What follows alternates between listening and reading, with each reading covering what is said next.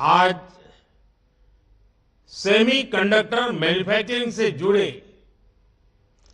करीब 1.25 करोड़ रुपए के 3 बड़े प्रोजेक्ट्स का शिलान्यास हुआ है। गुजरात के धौलेरा और साणंद में सेमीकंडक्टर फैसिलिटी हो, असम के मोरीगांव में सेमीकंडक्टर फैसिलिटी हो, ये भारत को सेमीकंडक्टर मैन्युफैक्चरिंग का एक बड़ा ग्लोबल हब बनाने में मदद करेगी। मैं सभी देशवासियों को इस महत्वपूर्ण पहल के लिए, एक महत्वपूर्ण शुरुआत के लिए, एक मजबूत कदम के लिए इस आयोजन को लेकर के बहुत बहुत बधाई देता हूं। आज इस कार्यक्रम में ताइवान के हमारे साथी भी वर्चुअल रूप से शामिल हुए हैं। मैं भी भारत के इन प्रयासों से काफी उत्साहित हूं। साथियों, इस अभूतपूर्व अवसर पर हमारे साथ देश के 60,000 से ज्यादा कॉलेज, यूनिवर्सिटीज और एजुकेशन इंस्टीट्यूट भी जुड़े हुए हैं। ये अपने आप में एक रिकॉर्ड ही है। मैंने मंत्रालय से विशेष आग्रह किया था कि आज का ये कार्यक्रम देश के नौजवानों के सपनों का कार्यक्रम है और इसलिए ज्यादा से ज्यादा संख्या में आज इस कार्यक्रम में हमारे युवाओं को जोड़ना चाहिए। आज का आयोजन भले ही सेमीकंडक्टर प्रोजेक्ट की शुरुआत का हो, लेकिन भविष्य के भारत के असली स्टेक होल्डर्स अगर कोई है तो ये मेरे सामने बैठे हुए मेरे युवा, मेरे नौजवान, मेरे स्टूडेंट्स, यही मेरी भारत की शक्ति है। इसलिए मेरी इच्छा थी कि भारत के छात्र इस ऐतिहासिक क्षण के साक्षी जरूर बने। आज वो देख रहे हैं कि भारत किस तरह प्रगति के लिए, आत्मनिर्भरता के लिए ग्लोबल सप्लाई चेन में अपनी मजबूत उपस्थिति के लिए चौतरफा काम कर रहा है। इन प्रयासों से उनका भी आत्मविश्वास बढ़ेगा और आत्मविश्वास से भरा युवा कहीं भी हो, वो अपने देश का भाग्य बदल देता है। मैं इस कार्यक्रम में देश के कोने कोने से शामिल प्रत्येक छात्र का स्वागत करता हूं, उनका अभिनंदन करता हूं। फ्रेंड्स, 21वीं सदी टेक्नोलॉजी ड्रिवन सेंचुरी है और इलेक्ट्रॉनिक चिप के बिना उसकी कल्पना भी नहीं की जा सकती। Made in India chip, design in India chip Bharat को आत्मनिर्भरता की तरफ से ले जाने में, आधुनिकता की तरफ ले जाने में ये बहुत बड़ा सामर्थ्य पैदा करेगी। पहली, दूसरी और तीसरी औद्योगिक क्रांति के समय भारत अनेक कारणों से पीछे रह गया था, लेकिन अब भारत इंडस्ट्री 4.0 चौथी औद्योगिक क्रांति के नेतृत्व के इरादे से आत्मविश्वास के साथ आगे बढ़ रहा है। हम एक पल भी गंवाना नहीं चाहते और हम इस दिशा में कितनी तेजी से काम कर रहे हैं, आज का ये कार्यक्रम इसका भी एक उदाहरण है। हमने 2 साल पहले सेमीकंडक्टर मिशन शुरू करते हुए इनिशिएटिव लेने की घोषणा की। इसके कुछ ही महीनों में हमारे पहले एमओयू साइन हो गए और आज सिर्फ कुछ महीनों के भीतर हम 3 प्रोजेक्ट्स का शिलान्यास कर रहे हैं। India commits, India delivers and democracy delivers. साथियों, दुनिया के बस कुछ देश ही आज सेमीकंडक्टर्स की मैन्युफैक्चरिंग कर रहे हैं और कोरोना ने हमें ये सबक दिया है कि दुनिया को एक रिलायबल और रेजिलिएंट सपोर्ट सप्लाई चेन की सख्त जरूरत है। भारत इसमें एक बहुत बड़ी भूमिका निभाने के लिए तत्पर है। भारत पहले ही एक स्पेस, न्यूक्लियर और डिजिटल पावर है। आने वाले समय में हम सेमीकंडक्टर सेक्टर से जुड़े प्रोडक्ट्स का कॉमर्शियल प्रोडक्शन करेंगे। वो दिन दूर नहीं जब भारत इसमें भी एक ग्लोबल पावर बनेगा। भारत अभी जो फैसले ले रहा है, जो नीतियां बना रहा है, उसका भी हमें स्ट्रेटेजिक एडवांटेज मिलेगा। हमने ईज ऑफ डूइंग बिजनेस को बढ़ावा दिया है, हमने कानूनों को आसान किया है। बीते वर्षों में हमारी सरकार ने 40,000 से ज्यादा कंप्लायंसेस खत्म किए हैं। भारत में निवेशकों के लिए एफडीआई के नियम भी आसान हुए हैं।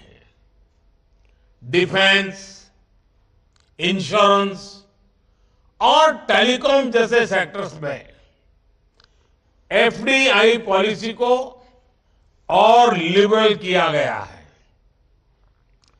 हाल के वर्षों में हमने इलेक्ट्रॉनिक्स और हार्डवेयर मैन्युफैक्चरिंग से उसमें भी अपनी पोजीशन को और मजबूत किया है। लार्ज स्केल इलेक्ट्रॉनिक्स मैन्युफैक्चरिंग और आईटी हार्डवेयर के लिए पीएलआई स्कीम्स हो,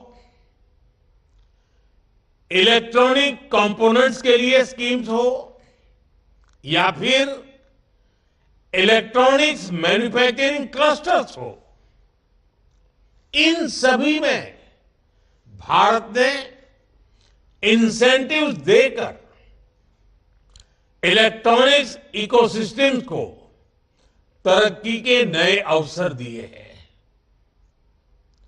आज भारत पूरी दुनिया का दूसरा सबसे बड़ा मोबाइल फोन मैन्युफैक्चरर है। कुछ समय पहले हमने नेशनल क्वांटम मिशन की भी शुरुआत की है। इनोवेशन को बढ़ावा देने के लिए नेशनल रिसर्च फाउंडेशन की स्थापना भी की गई है। इंडिया एआई मिशन का भी तेजी से विस्तार होने जा रहा है। यानी हम सिर्फ टेक्नोलॉजी एडॉप्शन नहीं, टेक्नोलॉजी एडवांसमेंट के रास्ते पर भी बढ़ रहे हैं। साथियों, सेमीकंडक्टर इंडस्ट्री का सबसे ज्यादा लाभ अगर किसी को मिलने वाला है तो वो हमारे भारत के युवा है। सेमीकंडक्टर इंडस्ट्री कम्युनिकेशन से ट्रांसपोर्टेशन तक कई सेक्टर्स जुड़े होते हैं। ग्लोबल इकोनॉमी में भी इस इंडस्ट्री से कई बिलियन डॉलर का रेवेन्यू और एम्प्लॉयमेंट जनरेशन होता है। यानी चीप मैन्युफैक्चरिंग सिर्फ एक इंडस्ट्री मात्र नहीं है, ये विकास का वो द्वार खोलती है जो असीम संभावनाओं से भरा हुआ है। इस सेक्टर से ना सिर्फ भारत में रोजगार के नए अवसर बनने वाले हैं, बल्कि टेक्नोलॉजिकल एडवांसमेंट्स के क्षेत्र में भी बड़ी प्रगति होने वाली है। आज दुनिया भर की सेमीकंडक्टर चिप के पीछे जो डिजाइन है और उस डिजाइन के पीछे का जो दिमाग है, वो दिमाग अधिकांश भारत के युवा का ही है। इसलिए आज जब भारत सेमीकंडक्टर मैन्युफैक्चरिंग के क्षेत्र में आगे बढ़ रहा है, तो हम टैलेंट इकोसिस्टम की इस साइकिल को एक प्रकार से कंप्लीट कर रहे हैं। आज अभी इस कार्यक्रम में हमारे साथ जुड़े हुए युवा ये जानते हैं कि कैसे आज देश में उनके लिए नई नई संभावनाएं बन रही हैं, नए अवसर बन रहे हैं। स्पेस का सेक्टर हो, मैपिंग का सेक्टर हो, भारत ने अपने युवाओं के लिए इन सेक्टर्स को पूरी तरह खोल दिया है। हमारी सरकार ने स्टार्टअप इकोसिस्टम को जो इंसेंटिव दिए हैं, जो प्रोत्साहन दिया है, वो अभूतपूर्व है। और इसी का कमाल है कि इतने कम वर्षों में भारत दुनिया का तीसरा सबसे बड़ा स्टार्टअप इकोसिस्टम बन गया है। अब आज के इस आयोजन के बाद सेमीकंडक्टर सेक्टर में भी हमारे स्टार्टअप के लिए नए मौके बनने जा रहे हैं। मुझे विश्वास है कि ये नई शुरुआत हमारी युवा पीढ़ी को एडवांस टेक्नोलॉजी जॉब से जुड़ने की नई अपॉर्चुनिटी देगी। साथियों, आपको याद होगा, लाल किले से मैंने कहा था, यही समय है, सही समय है। जब हम इस भावना के साथ नीतियां बनाते हैं, निर्णय लेते हैं, तो नतीजे भी मिलते हैं। भारत अब पुरानी सोच और पुरानी अप्रोच ये छोड़ चुका है, बहुत आगे निकल गया है। भारत अब तेज गति से निर्णय ले रहा है, नीतियां बना रहा है। हम पहले ही सेमी कंडक्टर मैन्युफैक्चरिंग में कई दशक खो चुके हैं, लेकिन अब हमें एक पल भी गंवाना नहीं है और अब ऐसा नहीं होगा। भारत ने सबसे पहले 60 के दशक में सेमी कंडक्टर मैन्युफैक्चरिंग का सपना देखा था, इस बारे में सोचा था, लेकिन इस सपने के बाद भी, इस सोच के बाद भी तब की सरकारें उन अवसरों का लाभ नहीं ले पाई। इसके सबसे बड़े कारण थे इच्छा शक्ति की कमी, अपने संकल्पों को सिद्धि में बदलने के लिए प्रयास की कमी और देश के लिए दूरगामी फैसले लेने की क्षमता की कमी। इस वजह से वर्षों तक भारत का सेमीकंडक्टर बनाने का सपना बस सपना ही रह गया। उन दशकों में जो लोग सरकार में रहे वो भी सोचते थे कि अरे जल्दी क्या है, समय आएगा तब हो जाएगा। सरकारों को लगता था कि ये तो भविष्य की जरूरत है, इसका समाधान अभी क्यों करना। वो लोग देश की प्रायोरिटीज को भी बैलेंस नहीं कर पाए, देश के सामर्थ्य को भी समझ नहीं पाए। उन लोगों को लगा कि भारत तो गरीब देश है, भारत सेमीकंडक्टर मैन्युफैक्चरिंग जैसी हाईटेक चीज को कैसे मैनेज कर पाएगा। वो लोग भारत की गरीबी की आड़ में आधुनिक जरूरत के ऐसे हर इन्वेस्टमेंट को नजरअंदाज करते रहे। वो हजारों करोड़ के घोटाले कर लेते थे, लेकिन सेमीकंडक्टर मैन्युफैक्चरिंग पर हजारों करोड़ रुपए इन्वेस्ट नहीं कर पाए। ऐसी सोच के साथ किसी देश का विकास नहीं हो सकता।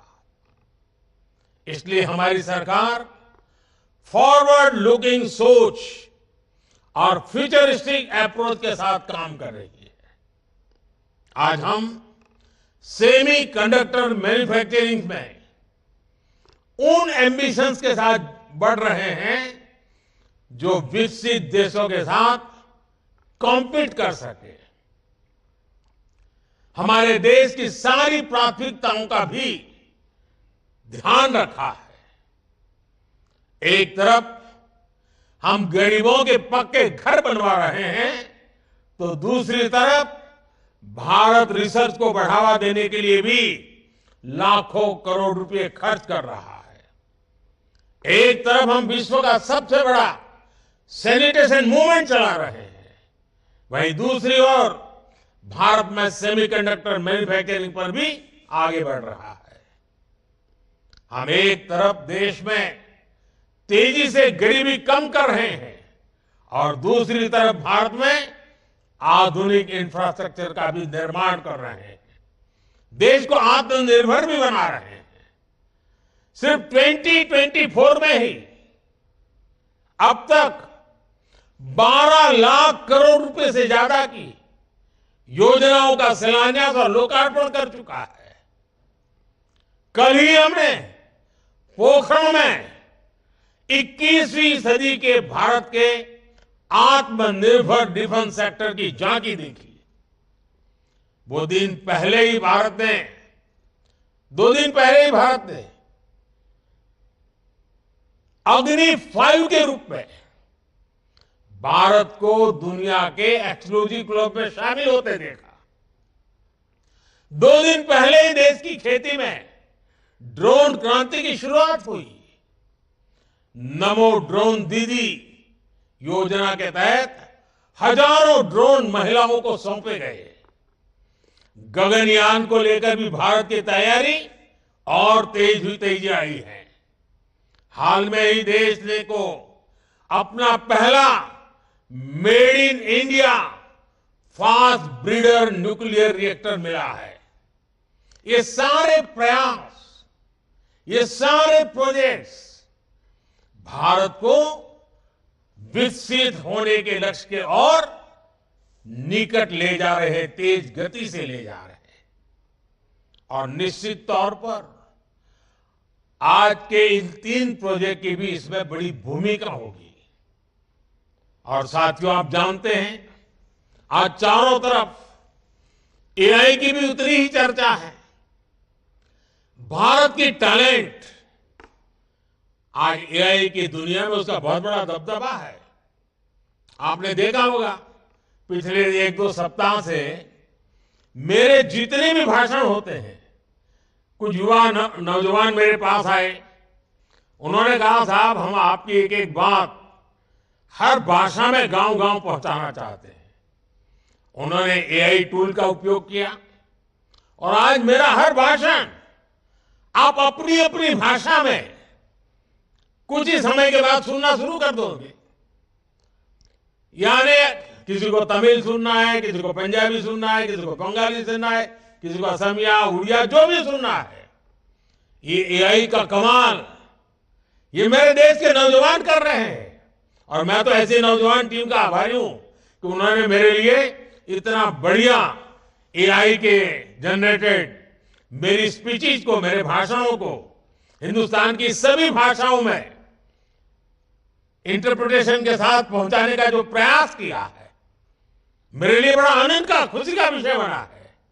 और देखते ही देखते सभी लैंग्वेजेस में भी हमारी बात एआई के माध्यम से पहुंचेगी।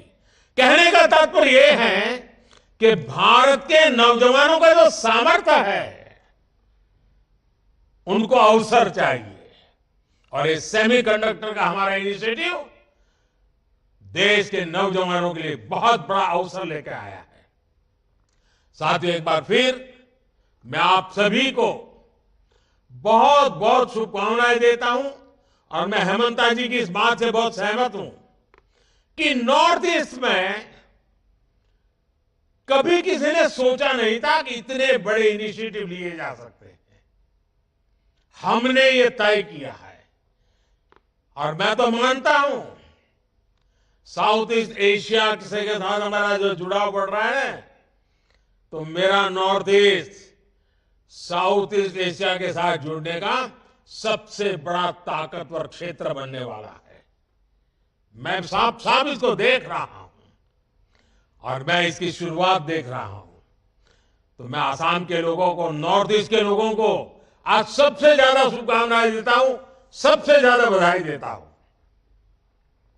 साथियों, आप सब ऐसे ही भारत की प्रगति को एक नई शक्ति देने के लिए जुड़ते रहिए, आगे बढ़ते रहिए। मोदी की गारंटी आपके लिए है, आपके भविष्य के लिए है, आपको साथ देने के लिए है।